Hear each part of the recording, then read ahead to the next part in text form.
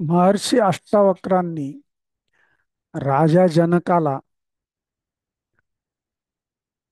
जेव्हा ह्या अगाध ज्ञानाविषयी सजग केलं आणि हे सगळं ज्ञान ऐकून राजा जनका आश्चर्यचकित झाले. त्याचं कारण काय आहे की राजा जनक हे ज्ञानी होते, ज्ञानी राजा होते. बऱ्याच प्रकारचं ज्ञान त्यांच्याकडे होतं. पण ज्या क्षणी महर्षी अष्टावक्रांनी हे ज्ञान त्यांना सांगितलं, तर त्या क्षणी त्यांना हे जाणवलं की आतापर्यंत मी जे काही ज्ञान घेतलेलं आहे ते कसं आहे, मिथ्या ज्ञान. आज मला ते सत्य कळालं.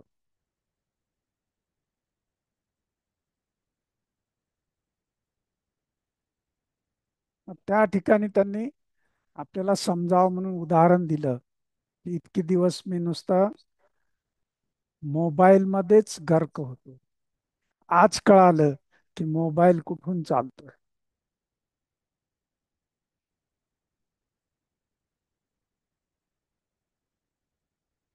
आणि हे जेव्हा कळेल तेव्हा काय होईल, मोबाईल बंद करून आपण बसणार नाही, परंतु आपलं जे लक्ष आहे ते लक्ष कुठे असेल, त्या एकतेकडे असेल, त्या एकत्वाकडे असेल, त्या सूक्ष्मतेकडे असेल. नाही तर आतापर्यंत मी, माझं शरीर, माझं कुटुंब, माझा संसार, माझे अम्बिशन्स, माझ्या इच्छा आणि त्या पूर्ण करण्याची धडपड, ह्याच्यामध्येच मी होतो होतो की नाही. आज मला कळालं. काय कळालं की हे सगळं काही करणं हे निरर्थक आहे.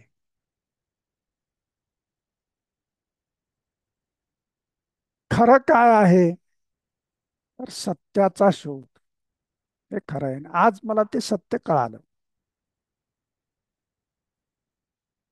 तर काय सत्य आहे, तर ज्या परमेश्वराला जाणून घेण्यासाठी मी हे सगळं करत होतो, तर तो कुठे आहे, माझ्यातच आहे.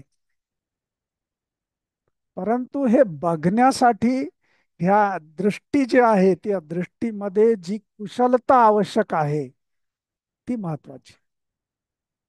आणि ती कुशलता मला आज प्राप्त झाली. आज समजलं मला. इतके दिवस मी फक्त लाटा, वेगवेगळ्या लाटांकडे बघत होतो. वेगवेगळ्या लाटांचे वेगवेगळे जे प्रकार होते ते बघत होतो.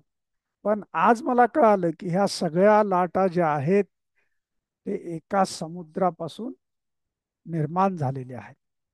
म्हणजेच एका आत्म्यामध्ये ते सगळे विलीन झालेले आहेत.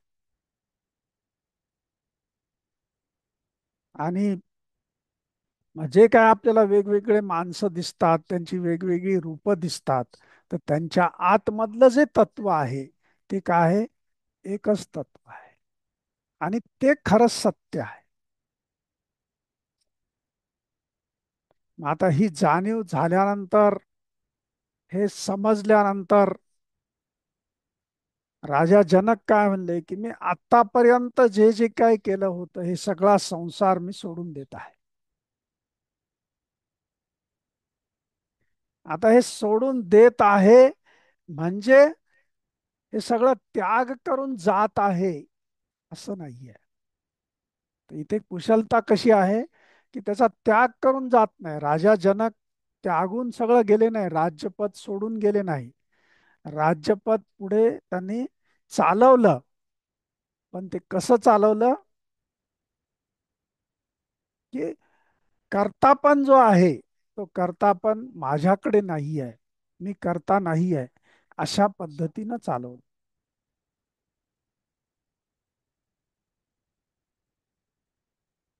आणि मग ही कुशलता येण्यासाठी आपल्याला गुरुदेवांनी खूप चांगले मार्गदर्शन केलेले आहे, खूप चांगलं मार्गदर्शन केलंय. तर पहिले काय सांगितलं की ध्यान केलं पाहिजे. ध्यानाशिवाय तुम्हाला याची अनुभूती येणार नाही, बरोबर आहे की नाही? तर रोज ध्यान केलं पाहिजे. ध्यान करत असताना तुमचं ध्यान केव्हा होईल? जेव्हा तुम्ही हे तीन तत्व आहेत हे अनुसराल. हे तीन तत्व जोपर्यंत घेऊन तुम्ही बसणार नाहीत तोपर्यंत ध्यान होणार नाही. कोणतं आहे? अचाह, मला काही नको. पण हे पूर्ण जीवनासाठी नाहीये. कारण भूक लागली तर जेवण करावं लागते, आहे की नाही? तहान लागली तर पाणी प्यावं लागते. मला काहीच नको, काहीच नको म्हणलं तर जमेल का? नाही जमणार. मग तिथे कुशलता कोणती आहे? जेव्हा मी ध्यानाला बसतो त्यावेळेस अचाह. दुसरा आहे अप्रयत्न, मी काहीच करणार नाही. केवढ्या वेळापुरतं? ध्यान करण्या. नाही तर मी काहीच करणार नाही, जाग्यावर बसून राहील 24 तास, तर ते जडत्व पुन्हा माझ्यामध्ये येईल. आणि तिसरं काय आहे? अकिंचन, मी कोणीही नाही. आपण ध्यानाला बसताना आपलं अस्तित्व ते काय आहे? आपली पदवी आहे, मी हा आहे, फलाना आहे, असं आहे, तसं आहे, मी अधिकारी आहे, मी डॉक्टर आहे, मी इंजिनियर आहे, हे घेऊन जर बसलो तर माझं ध्यान होत नाही. तर त्यासाठी काय पाहिजे? अकिंचन. म्हणजेच अचाह, अप्रयत्न, अकिंचन, हे तीन भाव घेऊन मी जेव्हा बसेल तेव्हाच मला समाधिस्थ होता येईल.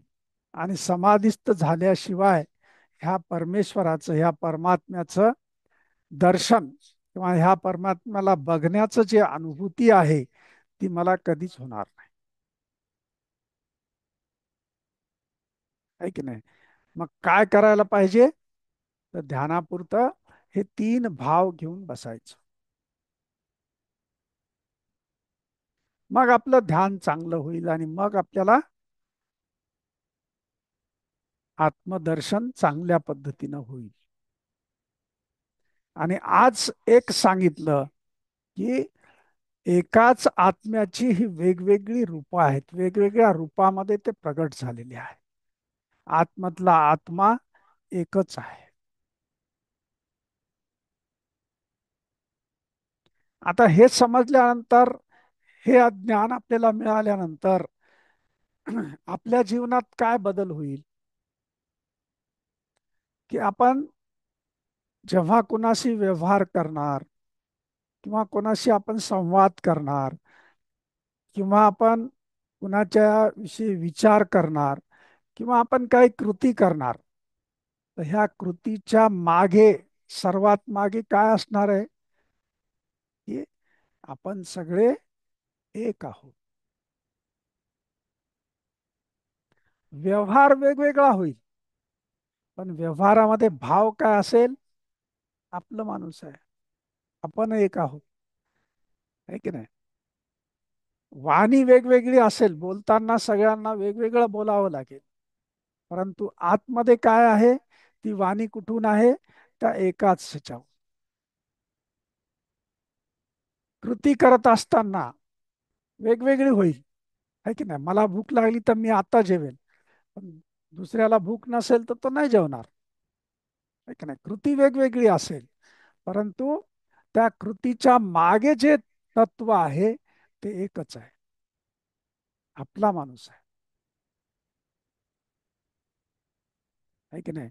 आणि माझं जीवन हे कसं आहे? तर त्या सागरमधल्या, समुद्रामधल्या ज्या लहरी उठतात, लाटा उठतात, त्यासारखं आहे. उठतात, पुन्हा येतात, उठतात, पुन्हा निघून जातात. तसंच माझं अस्तित्व आहे. पुढे काळ आहे, पुन्हा त्याच्यामध्ये मला विलीन व्हायचं आहे. है की नाही? म्हणून आपण बर्थडे साजरा करत असताना आपल्याला गुरुदेवांनी खूप चांगलं एक गीत दिलं. तर जसं त्या समुद्रामध्ये एक लहर उठते आणि त्याला एक नाव आहे, ते नाव माझं आहे. आणि हे समजलं, हे आत्मज्ञान झालं, म्हणून तुझं स्वागत आहे, तुला मुबारक आहे. आणि मग पुढे काय लक्षात घ्यायचं, ज्ञान काय, आत्मज्ञान काय आहे, की ह्याच्यात मला विलीन होऊन जायचं. पण मी कोण आहे? ह्या संसारातलं एक फूल आहे, आनंद आहे, प्रसन्नता आहे, सौंदर्य आहे. मी कसा आहे? सौंदर्यवान आहे. आणि माझं ते सौंदर्य मी ह्या जगातल्या सगळ्यांना दाखवतो. कारण त्यांना सुद्धा तसंच सुंदर बनायचं आहे. कारण का? आतून ते माझेच आहेत. आतून ते कोण आहेत? माझेच आहेत, माझंच रूप आहे ते. ह्या जगामध्ये जे जे काही आहेत ते कुणाचं रूप आहे? माझंच रूप आहे.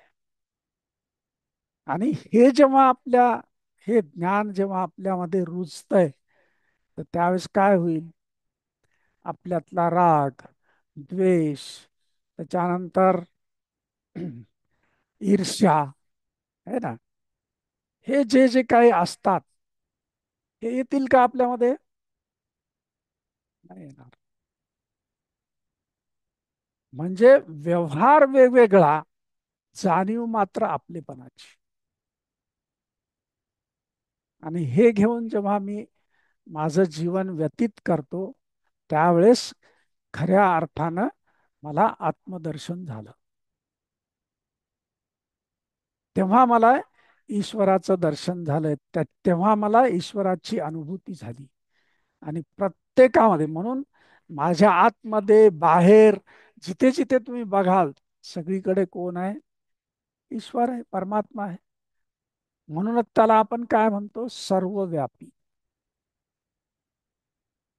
मग सर्वव्यापी आहे तर माझ्यात आहे आणि तुझ्यात नाही, असं होईल का? नाही होणार. सर्वव्यापी आहे. तुम्ही जे जे बघाल, जिकडे जिकडे तुमची दृष्टी जाईल, नजर जाईल, तिथे कोण आहे? तो परमात्मा आहे, तो ईश्वर आहे.